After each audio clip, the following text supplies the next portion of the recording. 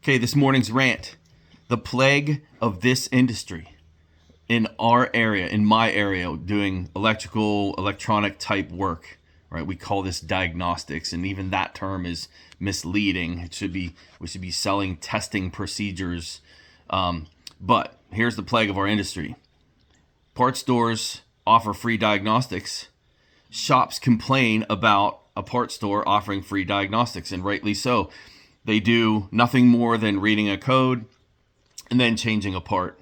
It's a guess. It's a guess based on that code. So the shops complain about that, but the problem is most shops are doing nothing more than that. And they're charging a fee on top of it to do that. So it's no wonder the customers don't want to pay for diagnostics. They're getting nothing more than what the parts store is offering. Garages are scanning the car, getting a trouble code, maybe going on Identifix, which is a professional version of a Google search on what common problems are, and then they're taking a guess and throwing a part at the car. It's no wonder customers don't want to pay for diagnostics when 90%, it is that high. I'm sorry to say it. When 90% of the shops out there are not doing it properly and they're getting these calls wrong the first time, customers know it. That's why they're so opposed to paying for diagnostics. So what's the fix? Find a tech who's getting 98% of their calls correct the first time, right? 98%. That'd be missing 2 out of 100 the first time. Nobody's 100%. Anybody that says they're 100%, they're lying to you. They're lying. But combine that tech with a shop who's not afraid to charge accordingly to be able to afford that type of tech, and then everyone's happy. Garage owners profitable, offering this complex diagnostic type work.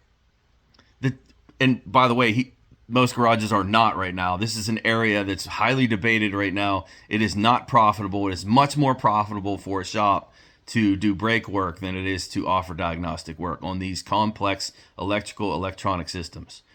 So the garage owner is going to be profitable because he's charging accordingly to be able to afford that type of tech. And then the customer's happy too. How's a customer happy paying a good amount of money in like these initial testing fees?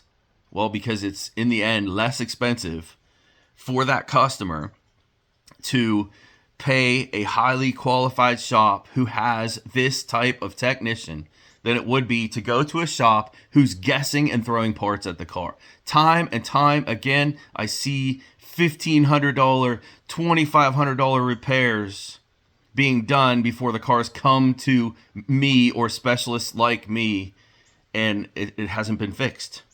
And $2,500. Can you imagine that? $2,500. It's crazy. It's common. No wonder people don't want to pay.